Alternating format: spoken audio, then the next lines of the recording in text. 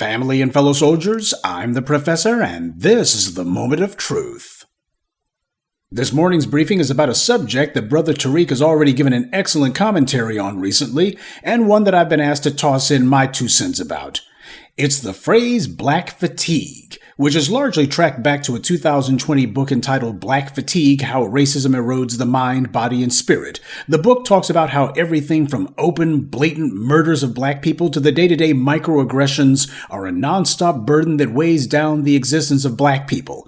And the book squarely puts the blame exactly where it belongs, on this racist white supremacist society. Now, at this point, you're probably wondering, why is it that a book that was published during the pandemic half a decade ago has suddenly found itself being talked about again? Well, actually, it's not the book itself. It's the phrase black fatigue, and apparently it's made it into the online troll sphere. You can tell when something has gotten under the skin of these white supremacists, because you had this term trending for about a day or so after some white woman on TikTok, who looks like the dictionary definition of a Karen, decided to post a video whining and complaining that she has black fatigue.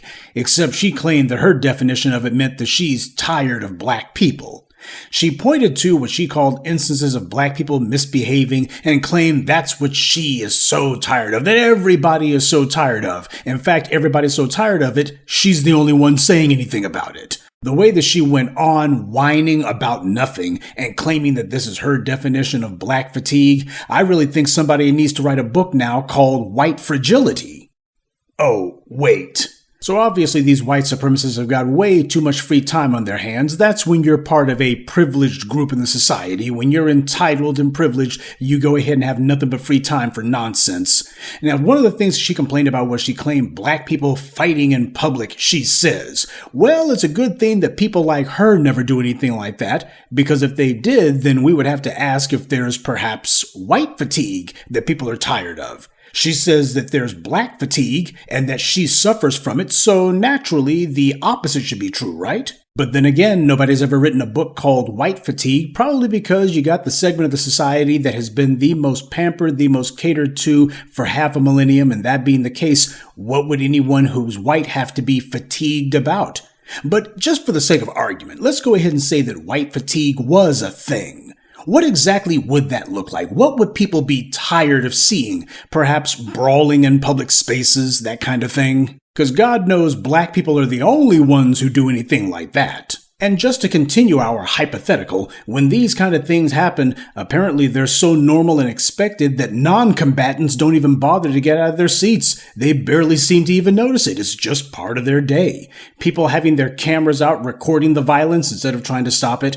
I, for one, sure am tired of that, but this crackhead Karen isn't. She also alluded to fighting at the supermarkets. Well, if she's so tired of the occasional fight at a Walmart, what would she think about things like these white supremacists who carry out mass murders at supermarkets? Like the one at a Kroger's in Kentucky in 2018, where a white man, after having failed to carry out a mass shooting at a black church, went up the road to the local Kroger's and killed the first 2 black people that he saw.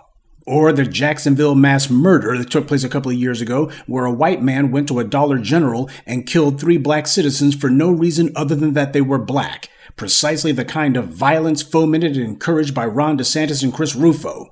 This was a mass murder, not a fight.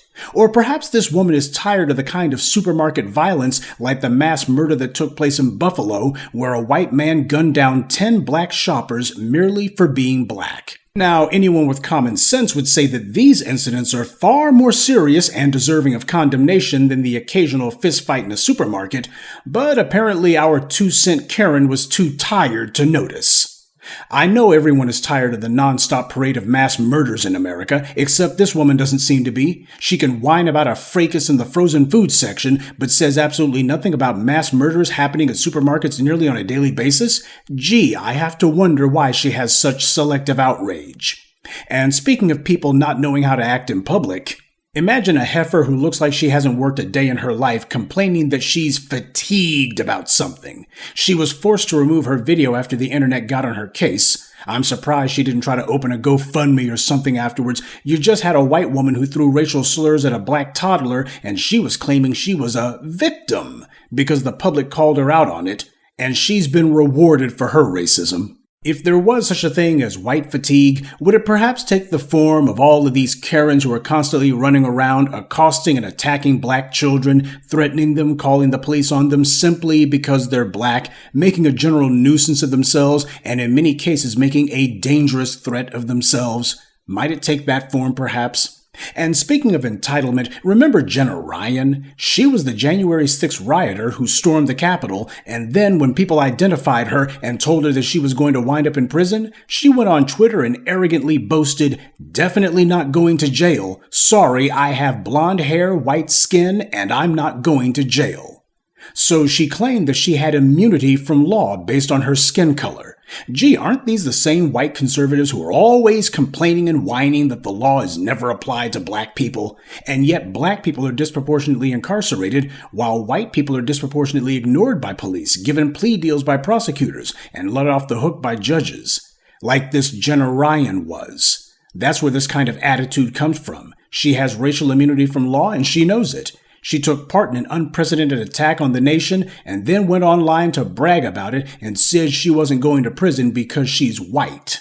Thousands of insurrectionists taking part in a mass act of treason, and all of these clowns calling themselves patriots. That's certainly something that the country was tired of seeing example after example of, but apparently our discount ditzy broad, she didn't seem to notice. And that's not the only thing she has selective myopia about. The public has been forced to fly the unfriendly skies for the last several years, starting with the COVID mask mandates that led certain people to start acting out, in many cases violently, attacking flight attendants, attacking pilots, knocking out flight attendants' teeth, bloodying people's faces. The flight attendants and the pilots were certainly fatigued by all of this violence they were being subjected to, but it wasn't black passengers who were the ones carrying out all of this mile-high mayhem over face masks. The airports have been full and overflowing with passengers who have been storming the check-in desk, who have been brutalizing members of the airport staff, attacking police, and even members of their own families. Police rushed to the gate after they were told Martin attacked his wife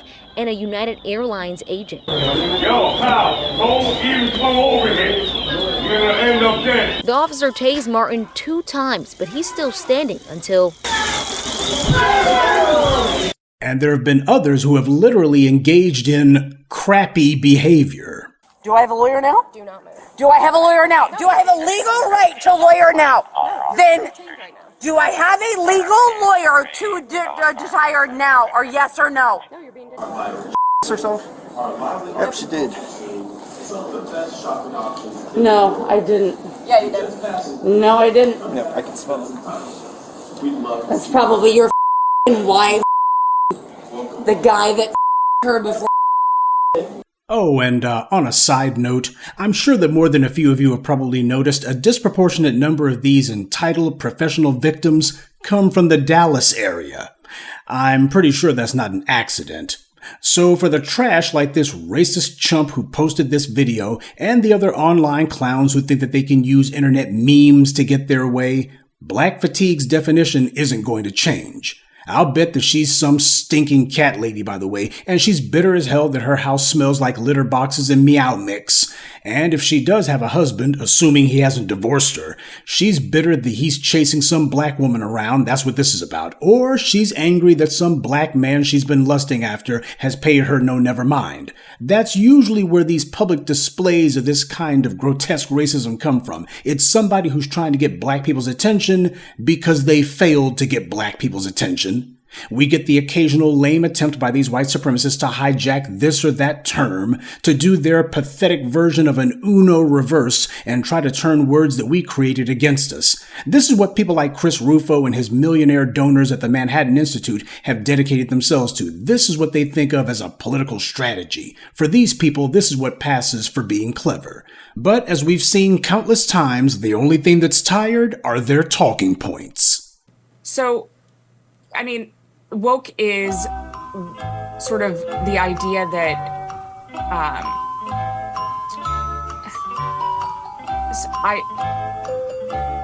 this is going to be one of those moments that goes viral. With people like Tucker Carlson and others, there's been a direct pipeline between these online white supremacist groups and the white media itself, and that includes these social media websites. You didn't need to wait for Elon Musk to buy Twitter to see clear proof that these racists were in charge of websites like Facebook and, of course, YouTube. These white supremacists recognize that they lost the culture decades ago, and that's the reason why they've been engaging in all of these pathetic, in-your-face attempts to try to make people pay attention to them. As the old saying goes, if you can't do something good, at least do something right. Except they haven't been getting it right. Have they succeeded in redefining the urban lexicon yet? Have they redefined critical race theory yet?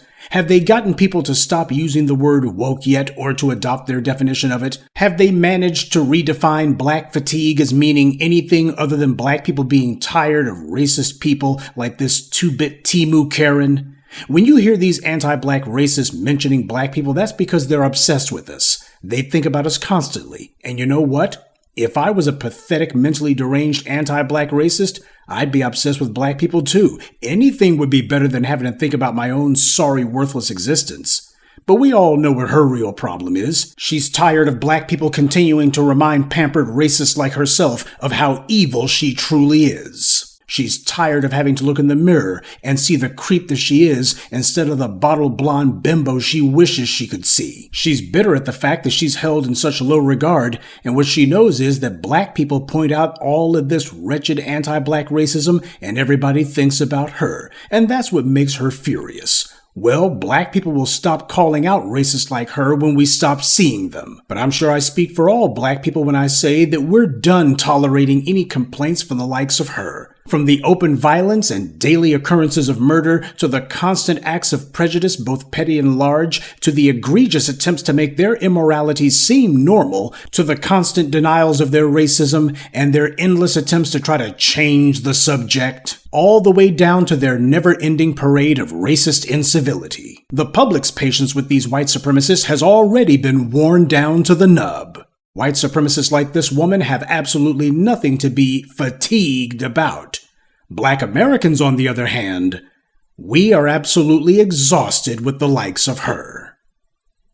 Good day, and be one. I'd like to take a moment to mention some of our contributors: Bo McLean, AAP, Rahman Muhammad, Brian Walton, and Jacques Hargett. Salute to them and thank you to everyone for listening, liking, and sharing this message. Black empowerment only exists because of you.